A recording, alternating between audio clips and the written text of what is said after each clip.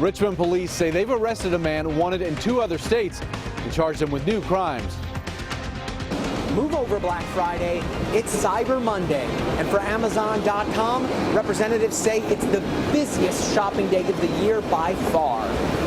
The compelling story of one man who turned the loss of his home and his wife into a crusade to protect you from con artists. Coming up.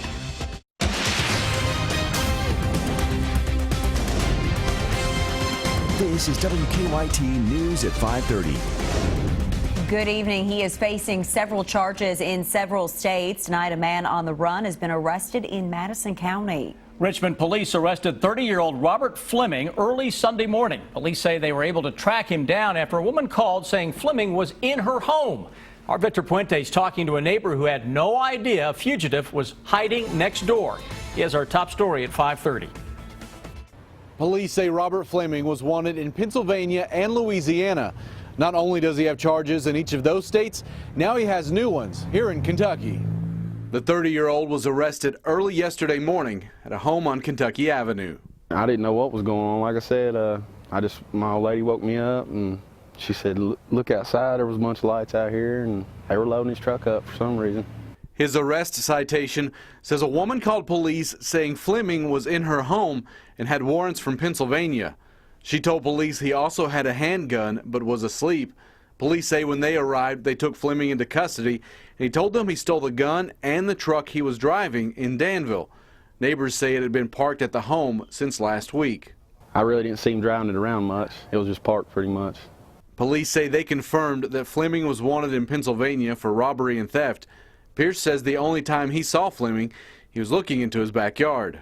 Oh yeah, I seen him gazing at my stuff, and I didn't like that too much. See, I had never seen him before. Fleming is charged in Madison County with 2 counts of receiving stolen property for the gun and the truck. He's also charged with being a convicted felon in possession of a handgun. Danville Police Chief Tony Gray told me they've been working with Richmond Police, and Fleming could face charges there depending on how this investigation goes. In Madison County, Victor Puente, WKYT. And that's not all. Fleming was also wanted in Louisiana on a parole violation on possessing stolen property conviction. Police in southern Kentucky are looking for a man they say walked off from the state work release program. Our county-by-county coverage at 5:30 begins in Knox County. Jail officials tell us Brandon Deaton was last seen at the intersection of State Highway 1304 and 229 around 12:30 this afternoon. Deaton was wearing gray sweatpants, work boots, and an orange work release T-shirt. He was in jail for assault and a drug court violation. In Anderson County, a man is dead after a 2-vehicle crash this afternoon. The Anderson County coroner tells us a pickup truck and a car collided head-on along Fox Creek Road. The driver of the car was killed. His name has not been released. According to the Anderson News, 4 others, including 2 children, were taken to the hospital with serious injuries. Police have not yet said what caused that crash. Now, rain continues to soak much of central and eastern Kentucky, and tonight we're tracking even more rounds of rain moving in. Chief Meteorologist Chris Bailey has an early look at the wet forecast. Yeah, a lot of wet weather out there right now, guys, and the fog is really taking center stage for travelers throughout central and eastern Kentucky as of now. Let's fire up some of those live sky cams. Corbin fog, Lexington fog, Jackson.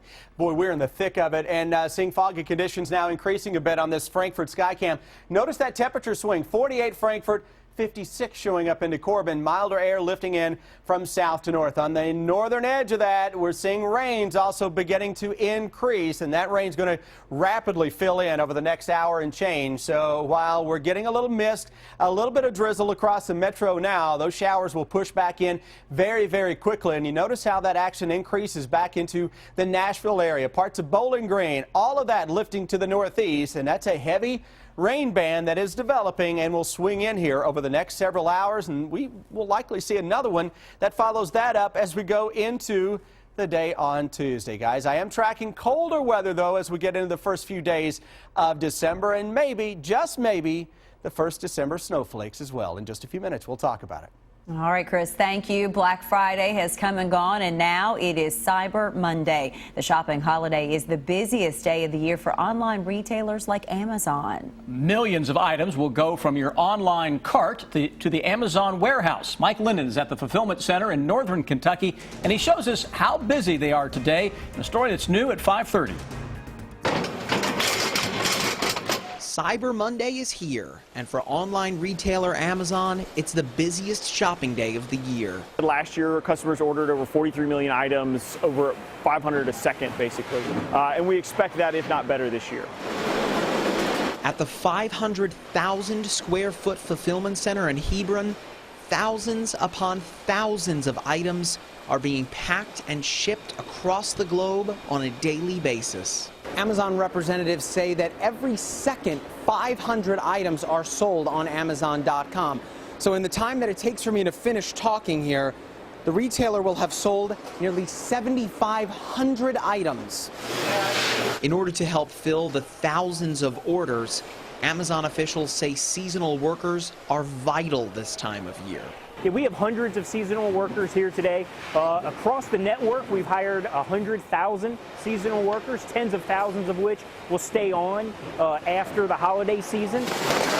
Cyber Monday is just the beginning of the peak season for the online retailer. They say the rest of the month is bound to be quite busy, too. We will have a busy time all the way up until December 24th. So this is really the kickoff for a very busy couple of weeks for us. But we're excited.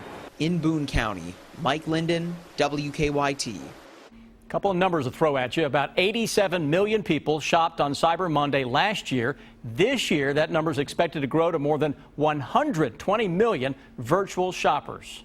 Meanwhile, the price at the pump is on a steady decline, just in time to save a little cash during the holiday shopping season. WKYT's Monique Blair tells us why the prices have dipped so low. It's something most of us have to have, regardless of the cost. You have to have gas no matter what the price is, so I don't pay that much attention to it. I just put it in the car. But coming off a busy Thanksgiving weekend on the roads and interstates, drivers can't help but notice these lower prices. I am truly excited about low gas prices. I just got back from a 10.5-hour drive to see my folks at Thanksgiving, and the fact that I could do that at such a low price just makes me really excited. Due to the economy today, I think we just need low prices. When I saw $1.79, I couldn't believe it. I really couldn't. I haven't seen prices like that in years.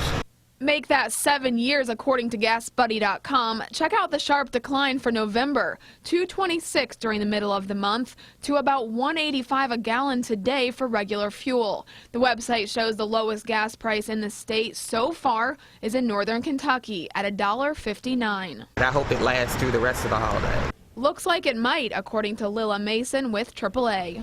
AAA anticipates that prices will remain steady or go down as in the coming new year. Mason says the reason prices are at a 7-year low is because of an oversupply of crude oil and an uninterruption in the refineries.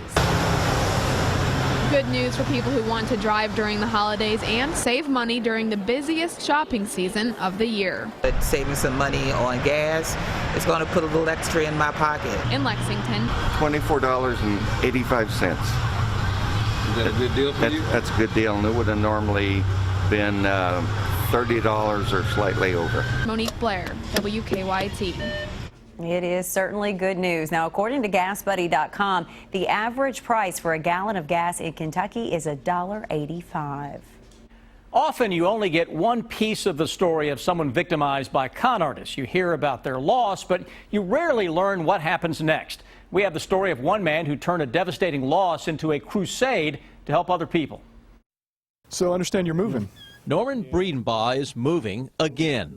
3 years ago, we introduced you to Norm, who lost his home of 22 years after getting lured into a lottery scam. When I left that house, the only thing I had was the clothes I took with me. When the bank foreclosed, a family friend helped. When she found out the predicament I was in, she offered me a room in her basement, and I've been there ever since. The 83-year-old retired machinist has been working tirelessly to prevent others from being victimized by con artists. And I don't want to see anybody else get in that predicament. It's a bitter pill to take. Several years ago, Norm and his wife Lucinda were told they had won $2.5 million in a lottery sweepstakes. All they needed to do was send in a $2,000 fee to collect the jackpot. So they did, but the con artist strung him along with demands for one more fee after another. At the same time, Norm's wife became ill with cancer. and the con artist preyed on his situation. If you send this money, well, you know, you get your sweepstakes and you can get her out of the nursing home and get people to come in and take care of her. Once they knew that his wife was sick and ill, that they guilted him into thinking that he was going to collect winnings in order to pay for her hospital treatments. And, you know, it was a particularly insidious method that they used against him. Emotionally distraught and desperate, Norman took out a reverse mortgage on his home to pay the fees being demanded to collect his winnings. In the end, he not only lost his wife to cancer, he also lost $400,000 of his savings and his home. His advice to others solicited by con artists: throw it in the trash. If it's a phone call, hang up. Don't even answer them. He's getting back on his feet now and is about to move into a place of his own. So he's somewhat recovering from the situation that unfortunately he found himself in. And we've repeated this many, many times. A warning from postal inspectors: no legitimate lottery will ever ask you for money up front. A new store opening up in Lexington next year is looking to fill dozens of positions now. Cabela's is opening a new store in Lexington on Conservation Way. And while the store is not scheduled to open until the spring, they're accepting online applications. Cabela's plans to hire 160 full-time, part-time, and seasonal positions at its new Lexington store. Anyone interested in applying can go online to cabela's.jobs.